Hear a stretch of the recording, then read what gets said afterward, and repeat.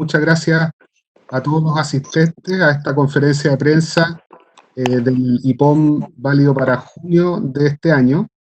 Estamos, como siempre, con el presidente del Banco Central, Mario Marcel. Nos acompaña también Elías Albagli, quien es gerente de la División de Política Monetaria del Banco Central. Así es que vamos a tener la presentación del presidente y al final vamos a tener un tiempo para que ustedes nos hagan llegar sus preguntas a través de la herramienta del chat que tiene Webex y yo se las voy a ir leyendo al presidente y a Elías para que ellos las contesten.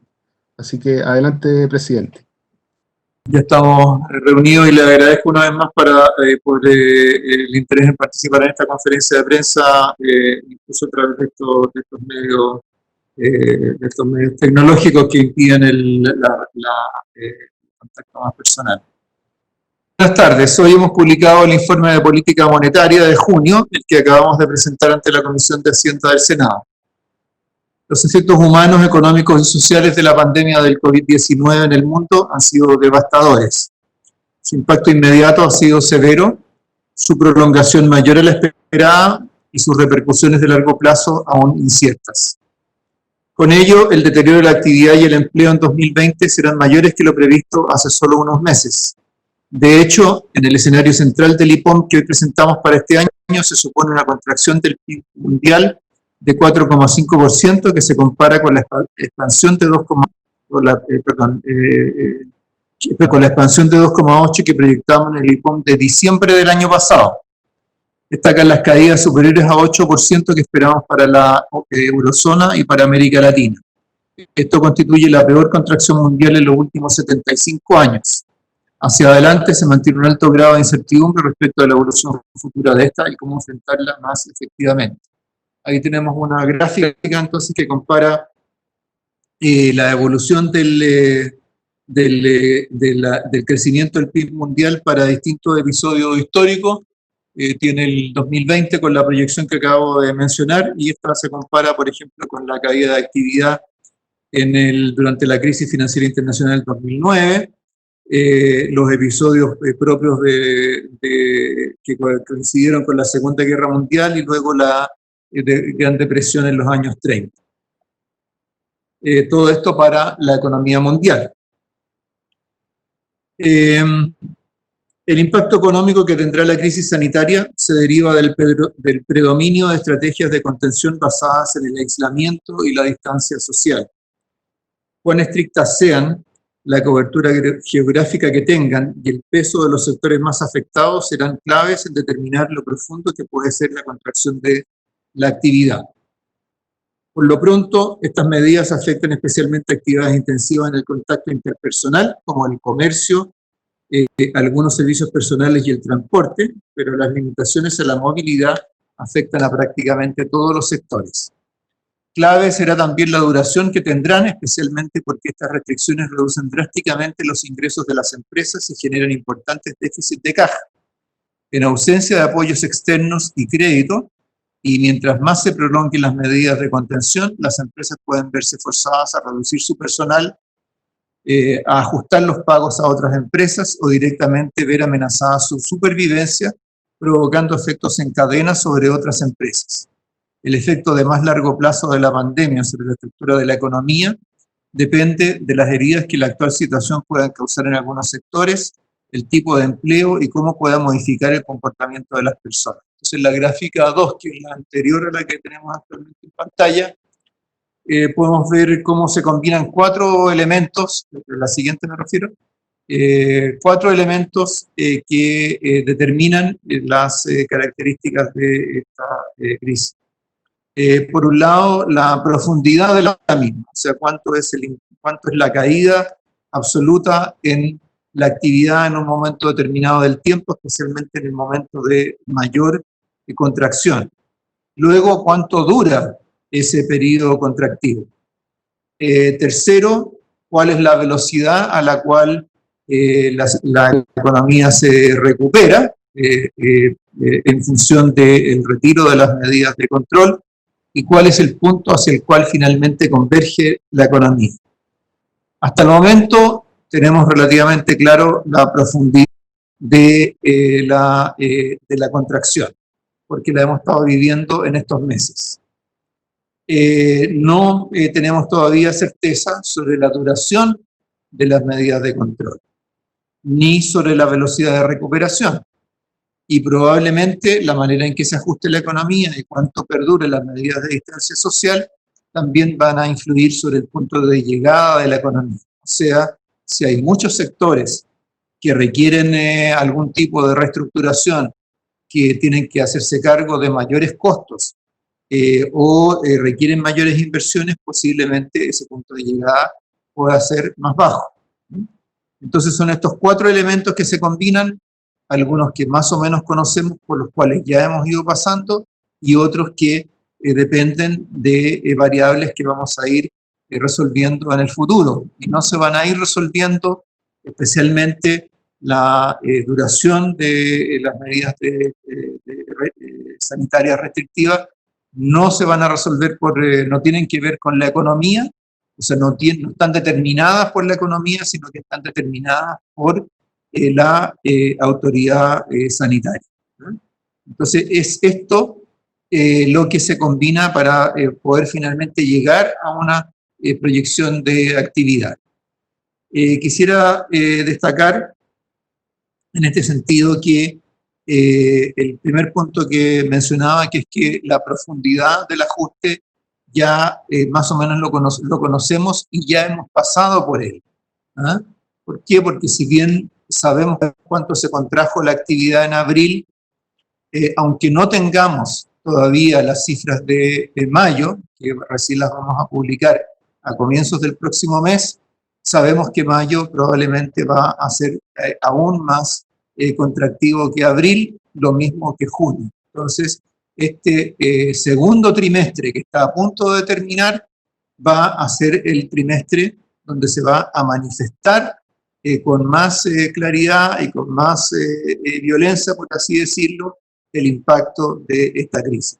De aquí en adelante, los temas que tenemos por resolver es la prolongación de las cuarentenas y otras medidas de control, la medida en que eso se pueda ir flexibilizando con el correr del tiempo y qué ajustes más permanentes va a requerir la economía en el largo plazo que puedan influir sobre el punto de llegada.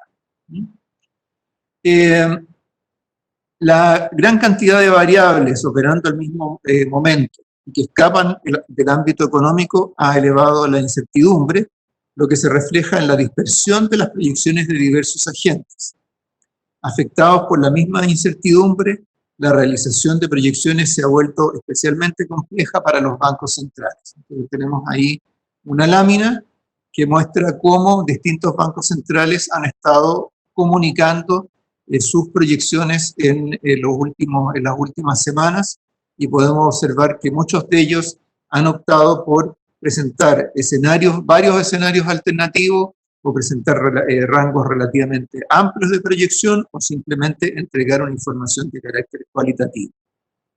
Es así como la comunicación de estos pronósticos ha tenido cambios importantes en las últimas semanas, combinando casos en que se han ampliado los rangos de proyección, se ha dejado de publicar proyecciones puntuales y en general se ha advertido de la incertidumbre que rodea las proyecciones. En Chile, el contagio del COVID-19 llegó a comienzos de marzo, creció moderadamente hasta fines de abril y luego escaló significativamente. En respuesta a ello, se han ido ampliando las cuarentenas y otras restricciones a la movilidad. En el primer mes de impacto pleno, esto generó una caída de 14% de la actividad y la pérdida de cientos de miles de empleos. Al aumentar la estrictez, cobertura y prolongación de las cuarentenas, el deterioro previsto para la economía ha aumentado. Para efectos de nuestras proyecciones, consideramos que el peor momento de la caída de actividad es el trimestre actual, como mencionaba recién. Aunque las cifras demoren en publicarse y todavía queden 2 semanas del mes, podemos decir que para todos los efectos prácticos, la contracción más fuerte de la actividad ya ha ocurrido. Así, aún suponiendo una recuperación gradual que se inicie durante el segundo semestre, esta caída ha sido tan pronunciada y la duración suficiente para prever una caída de la actividad de entre 5,5 y 7,5%, significativamente superior a la caída que se preveía en el IPOM de marzo para 2020, de entre 1,5 y 2,5%. Esta diferencia se explica porque el escalamiento de las medidas de control no solo amplía el daño para la economía, sino que lo hace más que proporcionalmente, al agotarse las reservas de las familias y las empresas, aumentar el riesgo de quiebras y de despidos, y ampliarse el efecto de la incertidumbre sobre el consumo y la inversión. En otras palabras, cuando se van agregando meses a los periodos de cuarentena, el aumento, el efecto económico de eso es más que proporcional. En otras palabras, agregar dos meses más de cuarentena, o sea, pasar de 2 meses de cuarentena a 4, no es el doble, es más que el doble, ¿ya? Y eso ocurre por las razones que mencionaba recientemente. Frente a esta situación, al igual que en el resto del mundo, en Chile se han aplicado medidas de política económica y social inéditas en su magnitud, contenido y coordinación entre sí. Mientras el gobierno ha buscado contener el deterioro del ingreso disponible de los hogares y el déficit de las empresas, el Banco Central ha proporcionado liquidez y apoyo al crédito en una escala sin precedentes. Este conjunto de medidas ha evitado un daño mayor para las empresas y las personas. En el caso del crédito comercial, se ha logrado que este se haya expandido en los últimos 3 meses, contrario a lo que normalmente ocurre en momentos de recesión. Del mismo modo, las tasas de interés se han mantenido muy próximas a sus mínimos históricos. Pese a la magnitud y efectividad de estas políticas, ellas se han hecho insuficientes ante el escalamiento del contagio y las cuarentenas. Esto ha llevado al gobierno, el Congreso y el Banco Central a definir nuevas medidas que prácticamente duplicarán el apoyo extraordinario a la economía y lo prolongarán en el tiempo. Por parte del banco, ayer, además de mantener la TPM en su mínimo técnico y señalar que permanecerá en ese nivel por un periodo prolongado, acordamos abrir una segunda etapa de la facilidad de crédito condicionada al incremento de las colocaciones, FSIC, que contempla un monto de 16.000 millones de dólares y una vigencia de 8 meses. Esto se resume en el gráfico siguiente. Este programa considera el fortalecimiento de los incentivos para la entrega de crédito bancario a pequeñas y medianas empresas y oferentes de crédito no bancarios. Además, acordamos implementar un programa especial de compra de activos por un monto de hasta 8.000 millones de dólares en un plazo de 6 meses. Este programa, que apunta a profundizar las medidas anteriores, contemplará en su primer mes de vigencia compras por 1.500 millones de dólares que se orientarán a activos actualmente elegibles para el banco, como son bonos del Banco Central y bonos bancarios. De esta manera, a través de ambos programas, se movilizarán recursos adicionales por hasta 10% del producto. El fisco ha hecho lo propio, destacando el acuerdo entre el gobierno y la Comisión de Hacienda ampliada para un nuevo plan de emergencia, lo que sin duda será un importante aporte para mitigar los negativos efectos económicos de la pandemia, tanto por las medidas consideradas como por su perspectiva de mediano plazo. El paulatino levantamiento de las medidas de contención sanitaria más estrictas, en la medida que la propagación del virus se vaya controlando, están detrás de la recuperación que prevemos a partir del tercer trimestre. De hecho, para la segunda mitad del año, suponemos la reducción de la extensión geográfica de las cuarentenas actualmente en vigencia, pero que persistirán medidas de distanciamiento social, tanto obligatorias como voluntarias. El conjunto de medidas aplicadas llevará a una recuperación gradual pero heterogénea entre los distintos sectores económicos. La extensión del apoyo de la política fiscal y monetaria permitirá mantener la capacidad de recuperación de la economía una vez que comiencen a retirarse las restricciones sanitarias e impulsarán la demanda en esta crítica transición. Es así como para 2021 se proyecta un crecimiento de entre 4,75 y 6,25% y para 2022 de entre 3 y 4%. Aún así, el nivel de producto previo al estallido social no se recuperará hasta mediados del 2022. De todos modos, persisten los riesgos para un empeoramiento significativo del escenario económico en Chile y el mundo. Si este pusiera en riesgo la estabilidad financiera, se requeriría una respuesta que excede las posibilidades actuales del Banco Central. Por esta razón, el Consejo valora especialmente el apoyo que han expresado los parlamentarios de la Comisión de Hacienda del Senado a una reforma constitucional y de la ley orgánica del banco que amplíe las facultades de la institución para actuar en situaciones excepcionales en que lo requiera especialmente la preservación de la estabilidad financiera. La evolución del COVID-19 en Chile ha sido agresiva y las medidas restrictivas no han sido suficientes para evitar su escalamiento con un costo importante en vidas. No obstante, la capacidad de las políticas públicas para amortiguar el costo económico y social siguen siendo mayores a las de otros países emergentes, gracias a la seriedad y responsabilidad con que éstas se han conducido en el pasado. Los acuerdos recientes entre el gobierno y parlamentarios, las medidas recientes del Banco Central y la posibilidad de que se vean ampliadas las facultades de este último son demostración de que las autoridades están dispuestas a utilizar estas capacidades a plenitud. Ahora, con gusto, responderé a sus preguntas. Muchas gracias, presidente. Tenemos algunas preguntas de Matías Berrío. Él es periodista del diario El Mercurio. Primero, él nos consulta si es que el rango de crecimiento que suponemos para este año está bajo el supuesto de que se comienza a retomar la actividad en el tercer trimestre de este año, o podríamos ver una caída aún mayor que la que estamos previendo en el IPOM, si es que hay una segunda ola y la cuarentena pasa al cuarto trimestre. Después nos pregunta si se decretara un estado de hibernación, ¿dónde se supone que las medidas sanitarias serían más estrictas? Y dado el peso que tiene la región metropolitana en el PIB nacional, la caída para este año podría superar el 7,5% de contracción. Y finalmente, en cuanto a recuperar el nivel de producción, el informe señala que la economía crecerá a una tasa de hasta 6% el próximo año. Sin embargo, estamos señalando que el nivel de recuperación el nivel de producción se debería recuperar recién hacia mediados de 2022. Él nos pregunta qué significa eso en la práctica. Sí, muchas gracias. En primer lugar, respecto del rango de crecimiento, es así de amplio porque admite escenarios distintos en términos de la duración de las medidas restrictivas, particularmente de las cuarentenas. Entonces, si este rango se extiende hasta un menos 7,5%, quiere decir que está considerando dentro de la parte baja de ese rango la posibilidad de cuarentenas más largas, particularmente que se extiendan durante el tercer trimestre del año. Es decir, que en lugar de iniciarse el retiro de estas medidas en ese trimestre, estas continúen durante todo ese trimestre. De tal manera que es un rango que, siendo más amplio, es relativamente robusto frente a variantes de la situación actual, como la que se mencionaba en la pregunta. Por supuesto,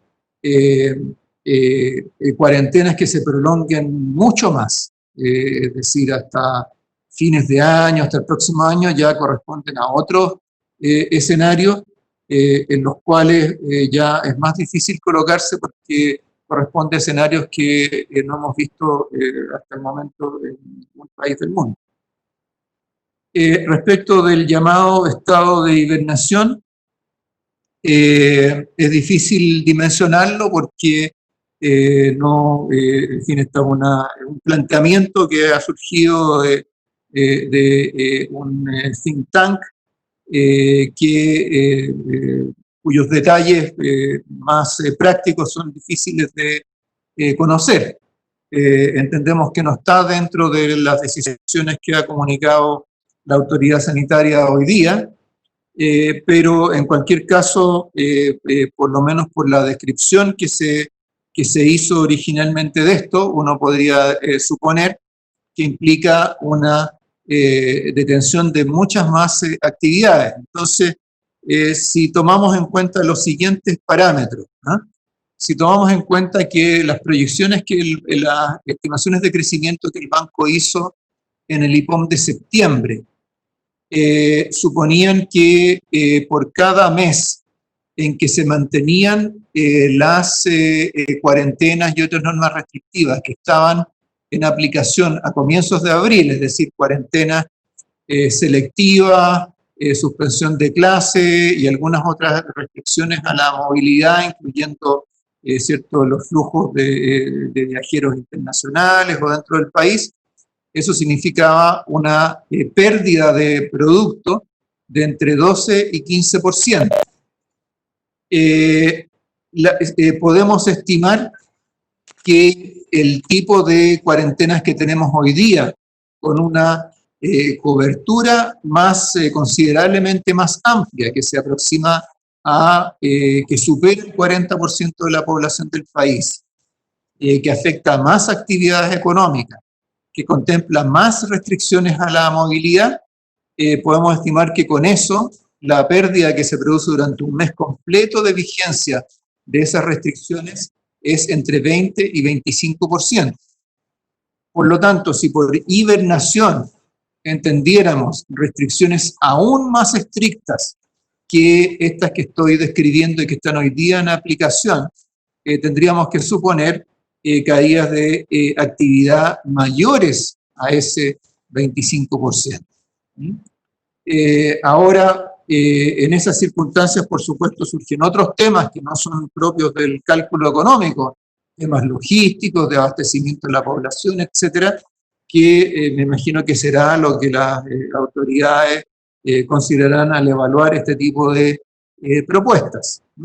Pero en lo que a nosotros concierne, uno puede tener en mente por lo menos esos dos parámetros. Uno, el efecto sobre la actividad del tipo de cuarentenas y medidas restrictivas que teníamos a comienzos de abril, durante todo el mes de abril, parte de mayo, las mayores restricciones, eso entre menos 12 y menos 15%. Las mayores restricciones que están vigentes en la actualidad, mayor cobertura de las cuarentenas y mayores restricciones al movimiento, entre menos 20 y menos 25%, tendríamos que concluir que la llamada hibernación tendría que implicar reducciones de actividad aún mayores que esas últimas. Por último, respecto a recuperar el nivel de producción a mediados del 2022, se refiere a recuperar el nivel de producto en términos reales y desestacionalizados que tuvimos en el tercer trimestre del 2019.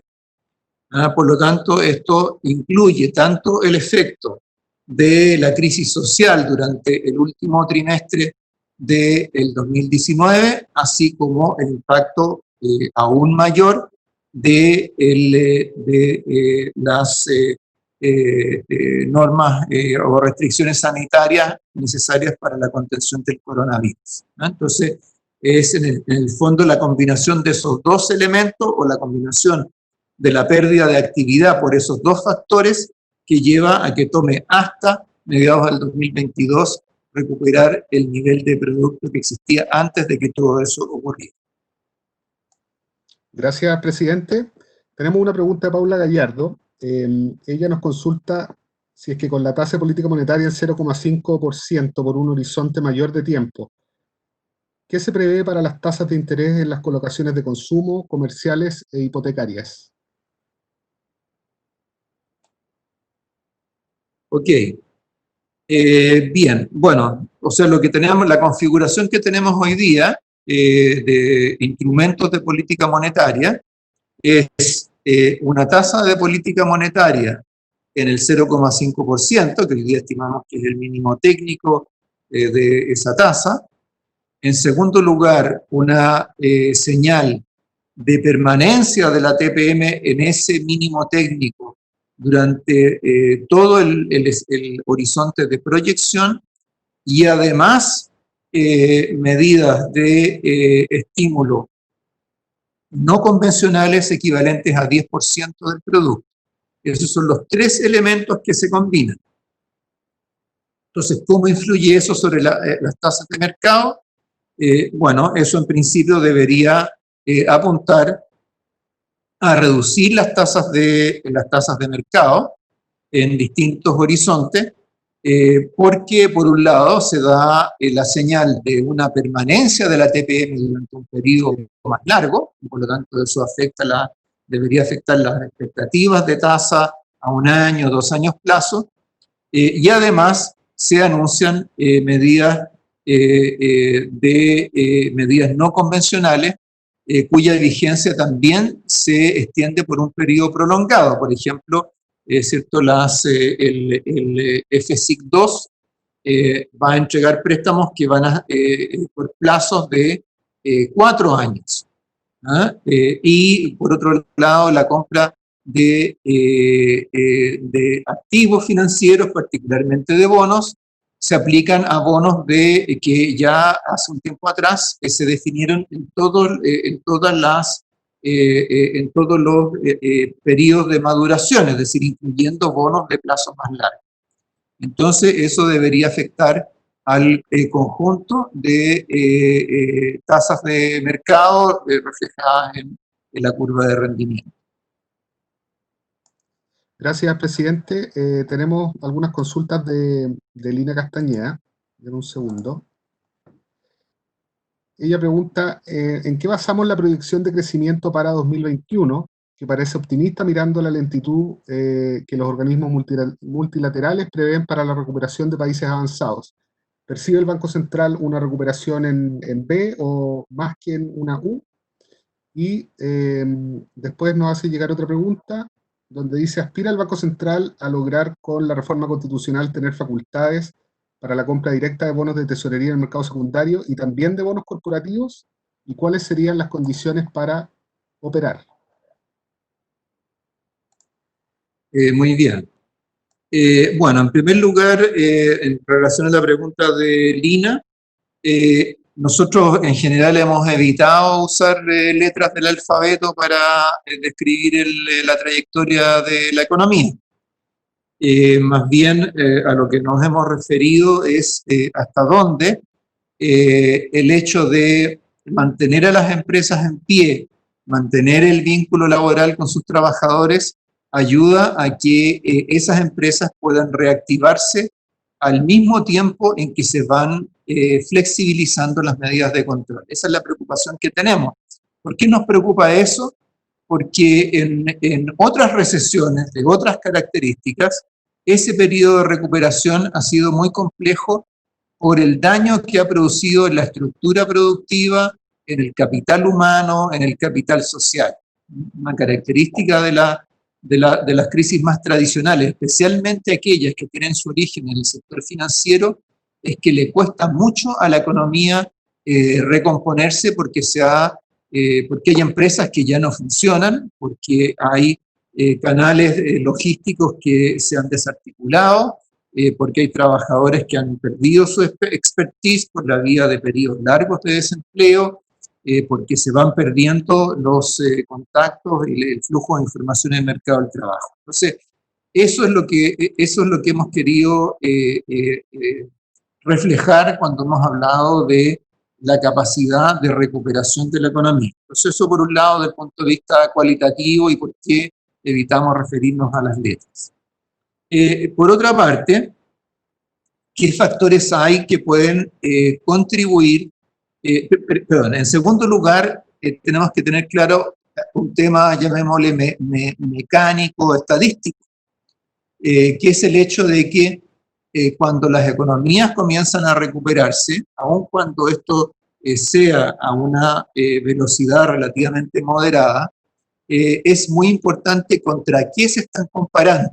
Entonces, si ese punto de comparación es un punto extraordinariamente bajo, de allí van a surgir tasas de crecimiento relativamente altas, aunque solo se esté simplemente recuperando la capacidad productiva. Por último, ¿qué tipo de cosas creemos que pueden contribuir a esa recuperación y que justifican las tasas, el rango de crecimiento de 4,75 a 6,25% en el 2021 del que habla nuestro informe? En primer lugar, en que hay parte de la caída del consumo y de la inversión, es decir, de la caída de la demanda, que tiene que ver con temas de expectativas y de incertidumbre. Hoy día estamos en un momento de alta incertidumbre, y así hemos estado en los últimos 2-3 meses. En la medida de que esa incertidumbre se vaya, ¿qué es lo que pasa cuando hay esa incertidumbre? Pasa que los consumidores tienen, los que pueden, los que tienen la capacidad, tienen un ahorro precautorio, evitan consumir, previendo tiempos peores. Las decisiones de inversión se postergan significativamente porque no se sabe cómo va a estar la economía en un tiempo más. Una vez que ya se va apreciando un proceso de recuperación, producto de la flexibilización de las normas de control, parte de esa incertidumbre debería irse disipando, suponiendo que no hay otros elementos de incertidumbre que surgen, por ejemplo, temas del estallido social u otros. En segundo lugar, vamos a tener un impulso monetario y fiscal muy significativo durante todo ese periodo. Es decir, cuando el gobierno habla de un programa a 24 meses, cuando el Banco Central habla de una facilidad de crédito a 4 años, cuando el Banco Central habla de una tasa de política monetaria que se va a mantener en su mínimo técnico durante 2 años, eso significa que hay un impulso monetario y fiscal que no es solamente de ahora, sino que se va a manifestar durante los próximos meses y especialmente en el 2021. Entonces, ese es un segundo elemento que es importante. El tercero tiene que ver con que si hemos tenido éxito en canalizar crédito, amortiguar el efecto de la crisis sobre los sectores afectados y por lo tanto si las empresas están en condiciones de reanudar sus actividades, de los trabajadores de reanudar sus actividades. El tercer elemento, creemos que hay algunos avances o algunos logros en ese sentido, particularmente en lo que se refiere al flujo del crédito. Y finalmente, vamos a tener un mayor impulso externo que contrasta con el impulso externo negativo, profundamente negativo, que tenemos este año. Eso no solamente se refiere a los volúmenes de comercio, sino que se refiere también a los términos de intercambio. Pensemos, por ejemplo, que una diferencia importante con otros episodios de recesión en Chile es que en esta ocasión no ha habido un deterioro drástico de los términos de intercambio del país. El precio del cobre, es cierto que tuvo un cierto retroceso hace unos meses atrás, pero desde entonces ha tendido a recuperarse. Eso en parte por lo que ha sido la dinámica de la actividad en Chile. Entonces, también ese es un elemento que debería apoyar a esa recuperación. Por supuesto, dado que en este caso también mantenemos un rango de proyección más amplio, en este caso un rango de 150 puntos base, porque sin duda hay elementos de incertidumbre, pero nos parece que hay varios argumentos que son capaces de sustentar una cifra más positiva de crecimiento el próximo año. Gracias, presidente. La segunda pregunta de Lina tenía que ver con la reforma constitucional. Perdón. Sí. Disculpa, Lina. Sí, respecto de la reforma constitucional, lo que más se avanzó y lo que está más consolidado es el tema de la compra de bonos de gobierno en el mercado secundario. Entonces, eso es algo que es relativamente más simple, porque se trata de bonos que tienen una misma calificación de riesgo, que tienen un alto volumen de transacciones, que tienen un mercado relativamente amplio. En el caso de bonos corporativos, la situación es más compleja porque, por supuesto, hay un espectro de riesgo para esos bonos. El mercado es más reducido y por lo tanto no solamente el nivel de riesgo, sino que el manejo de ese riesgo es algo que requeriría una gestión distinta de los bonos de tesorería, ¿no? Entonces ese es un tema que está evaluando el Ejecutivo como parte de su análisis. Sin embargo, yo quisiera ser bastante claro en el sentido de que en la situación en la que estamos hoy día, donde ya hemos ido usando otros mecanismos no convencionales de política, la sola facultad de compra de bonos de tesorería significa una ampliación muy significativa de las capacidades de actuación del banco. Por el tamaño que tiene ese mercado y en particular porque esos bonos están en manos de inversionistas institucionales distintos de bancos y eso a su vez permite un flujo de crédito que involucra a otras instituciones que no genera, que no compromete o que no afecta el flujo de crédito bancario hacia otros sectores. Entonces eso, aun cuando se trate solo de bonos de tesorería, es capaz de reactivar o de activar el mercado de todo tipo de instrumentos de renta fija.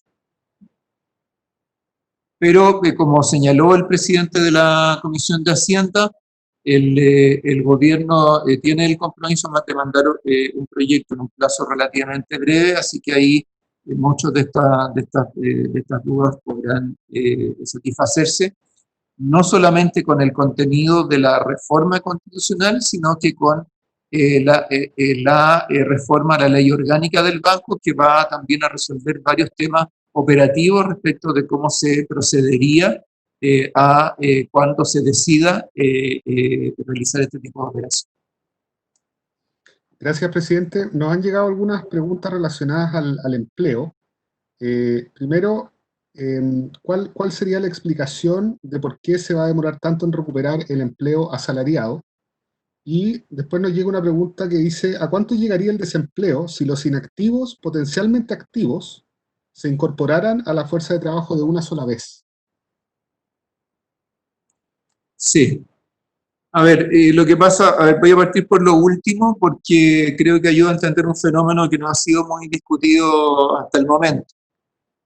Si uno mira el comportamiento de los ocupados, lo que observa es que casi la mitad de la caída de la ocupación corresponde a trabajadores por cuenta propia, ¿ya?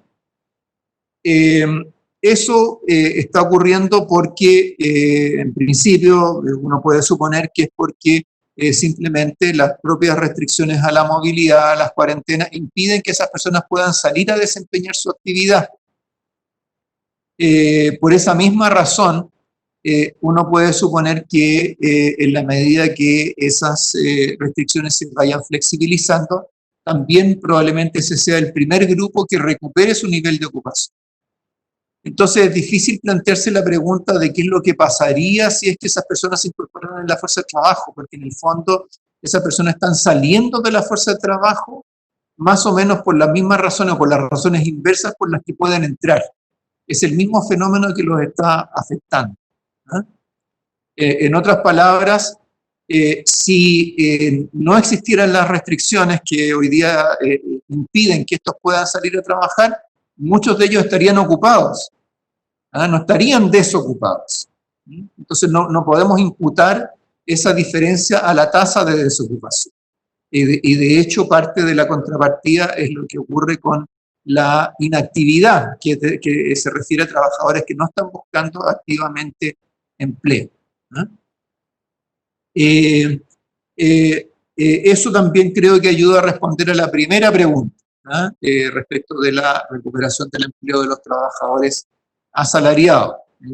Nosotros, simplemente por una lógica de cómo se ha ajustado al mercado del trabajo, dado que una parte tiene que ver con que hay trabajadores no asalariados o por cuenta propia que han dejado de desarrollar sus actividades y porque hay trabajadores asalariados que se han acogido a la ley de protección del empleo y mantienen las relaciones con su empleador, suponemos que esos son los dos grupos que primero se reincorporarían al trabajo una vez que se flexibilicen las restricciones sanitarias.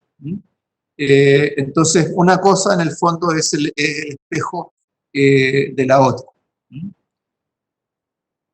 Gracias, presidente. Hay algunas preguntas más que vamos a tomar. Primero, ¿por qué el banco decide mantener un rango de 2 puntos en la proyección de crecimiento para este año? Si es que se debe solo al escenario de incertidumbre o hay algún otro motivo. Y nosotros en el informe y el Consejo coinciden que la economía chilena después de esta pandemia será otra. ¿En qué se va a notar ese cambio en la economía local? Ok. Muy bien. Respecto del rango de 200 puntos base, tiene que ver con que hay un grado importante de incertidumbre, pero que esa incertidumbre no proviene de fuentes económicas, porque si no se reflejaría en los márgenes de error de nuestras proyecciones, sino que proviene de decisiones de carácter sanitario que nosotros no podemos adelantar, que no tienen que ver con una cuestión básicamente económica, ¿no? Esa es fundamentalmente la razón y es la misma razón por la cual también en otros países se han usado rangos más amplios, o se ha recurrido, o se han producido escenarios alternativos que suponen comportamientos distintos precisamente en ese tipo de decisiones. Esa es fundamentalmente la razón. En cuanto a que la economía sea distinta,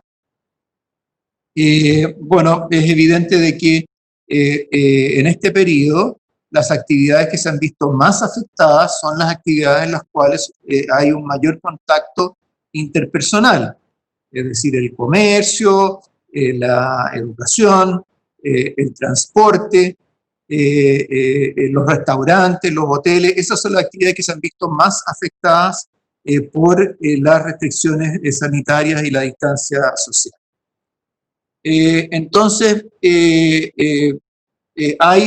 nosotros suponemos, por lo que uno observa en otros países, que hay parte de esas restricciones que probablemente se van a prolongar durante más tiempo, o prácticas de las personas que también se van a mantener durante más tiempo.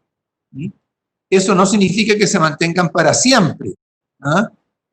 O que no haya capacidad para adecuarse a una forma distinta de funcionar. Pero eso probablemente requeriría algún tipo de ajuste, por ejemplo, qué sé yo, un mayor peso del comercio electrónico, un mayor uso del teletrabajo, cosas de ese tipo. Eso no significa, o sea, cuánto de eso implica sobre el crecimiento potencial, sobre el nivel de actividad, no es demasiado obvio porque depende del tamaño de estos sectores, depende de las características de los cambios que se produzcan. Entonces, ese es uno de los temas que surge.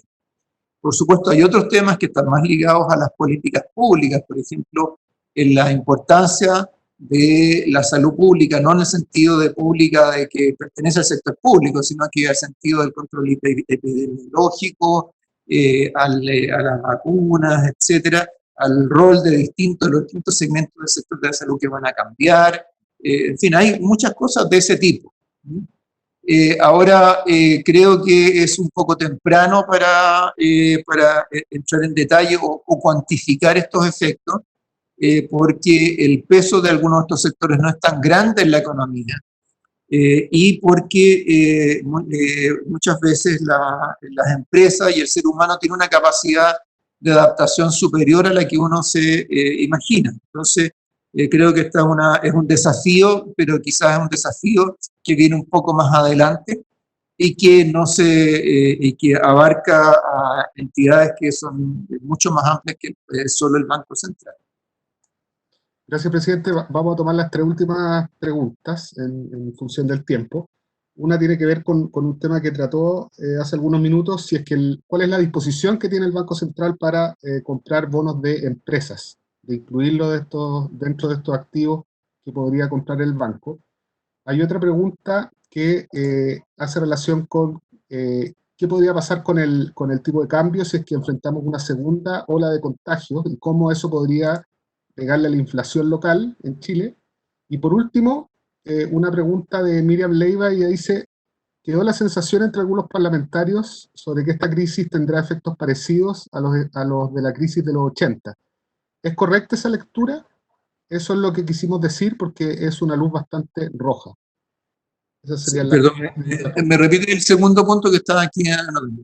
El segundo punto es sobre el efecto del tipo de cambio en la inflación Ah, en el caso que enfrentemos una segunda ola de contagios. ya, ok, Y por último, lo de la crisis del 80. sí. Ok, primero respecto de la compra de bonos bancarios. Actualmente el Banco Central prácticamente no tiene perdón, bonos corporativos, ¿cierto? Corporativo. Sí, corporativo es la pregunta, corporativo. ¿Cierto? Claro, actualmente el banco, sus facultades para comprar bonos corporativos no bancarios son muy limitadas, más bien lo que hemos hecho es recibirlos como colateral en operaciones de crédito, particularmente en algunas de las facilidades que se han establecido.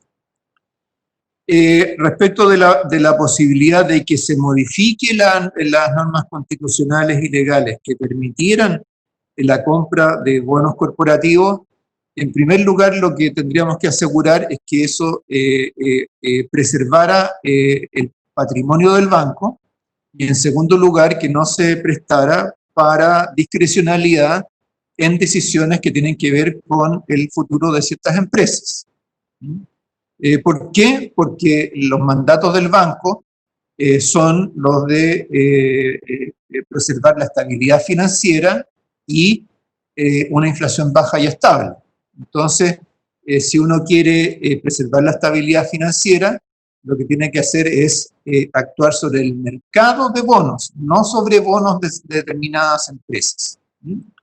Y para que se preservara el patrimonio del banco, tendría que haber mecanismos financieros y garantías que le dieran esa seguridad al banco, ¿no? Entonces eso requiere una arquitectura normativa, garantía, etcétera, que es bastante más compleja que la que corresponde a los bonos públicos.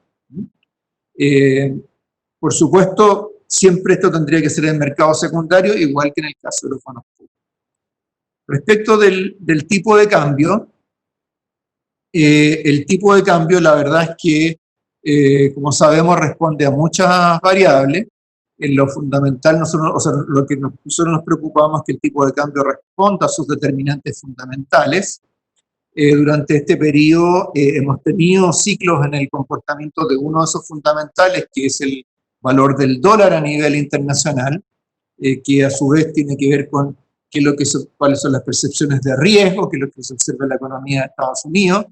Influye el precio del cobre, a su vez también, dado que China es un consumidor importante de cobre, también ha tendido a ser sensible a novedades sobre la economía de China. Todos esos son factores externos que inciden sobre el tipo de cambio. Por supuesto, también influyen las decisiones de política monetaria en la medida que cambia el rendimiento de inversiones en pesos o en moneda extranjera.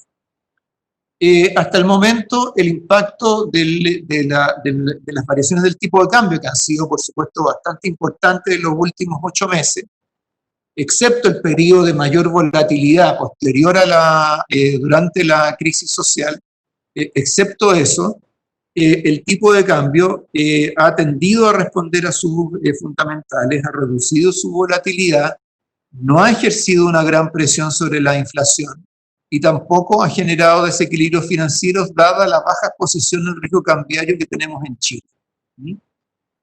Por lo tanto, es difícil pensar que, salvo fenómenos que sean más locales, este tipo de problemas requieran algún tipo de acción, ¿no? Pero como siempre, nosotros vamos a seguir monitoreando el comportamiento del tipo de cambio en relación a esos determinantes fundamentales y contrastando aquellas cosas que están asociadas a fenómenos que ocurren fuera de Chile o que son de carácter global vis a vis aquellos que ocurren dentro del país.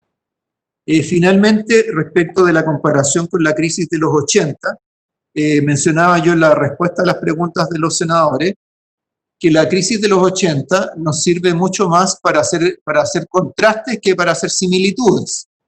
¿Ah? Es cierto que en la crisis de los 80 hubo una caída muy importante en la actividad y hubo un aumento del desempleo. Mayores, por cierto, a lo que está ocurriendo ahora y mayores a lo que se anticipa aún en los peores escenarios para la situación actual. Pero además, las diferencias con la crisis de los 80 tienen que ver con el origen de la crisis, con la manera en que ésta se propagó, cuánto duró, cuál fue el rol que cumplió el sector financiero y cuál fue el rol que cumplieron las políticas públicas o sociales. Entonces, si nos vamos por cada uno de esos temas, primero, la crisis de los 80 fue gatillada por un shock externo, pero fundamentalmente se explicó por errores importantes de política económica y por una estructura financiera particularmente débil, donde los bancos chilenos tenían un gran descalce de monedas en sus balances y además tenían un vínculo muy directo con grandes conglomerados económicos. Nada de eso ocurre ahora. De partida, el origen de la caída de actividad actual, el origen de la contracción es un fenómeno sanitario y hasta el momento el sector financiero más bien nos ha ayudado a mitigar el efecto de la contracción de la actividad sobre las empresas que lo contrario. Entonces eso tiene que ver también con el segundo elemento, que es el de los mecanismos de propagación. ¿Ah? O sea, en la crisis de los 80, el sector financiero fue un importante factor de propagación, lo mismo que los desequilibrios que generó la devaluación del peso en esa oportunidad. ¿Ah? En este caso hemos tenido devaluaciones importantes y no ha ocurrido ninguna catástrofe ni en el sector productivo, ni en el sector financiero, ni en los hogares, porque la exposición al riesgo cambiario hoy día en Chile es extraordinariamente baja. Tercero, la duración de la crisis. En el caso de los 80, la contracción de la actividad se extendió durante 2 años. En este momento estamos hablando de una contracción de actividad que lleva 3 meses. ¿Ah? Entonces, en ese sentido también hay una diferencia bastante profunda. Y por último están los temas de protección social. En los años 80 prácticamente no existían mecanismos de protección social. Había un pequeño seguro de cesantía que cubría como al 2% de los trabajadores. ¿Ah? Hoy día abarca a buena parte de los trabajadores asalariados. En aquella época no había un mecanismo de identificación de familias vulnerables que permitiera llegar con subsidios o con apoyo a esas familias. Hoy día esos mecanismos existen. En aquella época el gasto social como porcentaje del producto era alrededor de una tercera parte de lo que es hoy día. ¿Ah? También hay una diferencia muy significativa en términos de los recursos con los que se cuenta para enfrentar este tipo de situaciones. ¿Ah? Entonces, tenemos contrastes que son muy grandes, que nos pueden dar bastante tranquilidad de que estamos lejos de encontrarnos en una situación como la de los años 80. Pero esa seguridad de estar suficientemente lejos de una realidad como esa no debería dar lugar a la complacencia, ¿ah? Sino que debería alentarnos a intensificar más todo lo que podamos hacer para reducir el impacto económico y social de las crisis, y eso es lo que hemos estado, en lo que hemos estado comprometidos tanto el gobierno como los parlamentarios como el Banco Central. Perfecto. Muchas gracias, presidente, por su tiempo. También a Elías Albagli por su tiempo y por acompañarnos. También a todos los asistentes, a quienes nos acompañaron. Y solo mencionarles al final que esta conferencia quedará grabada en un par de horas más, va a estar arriba en el canal de YouTube del Banco Central para quienes la quieran revisar nuevamente. Así que muchas gracias y será hasta una próxima oportunidad.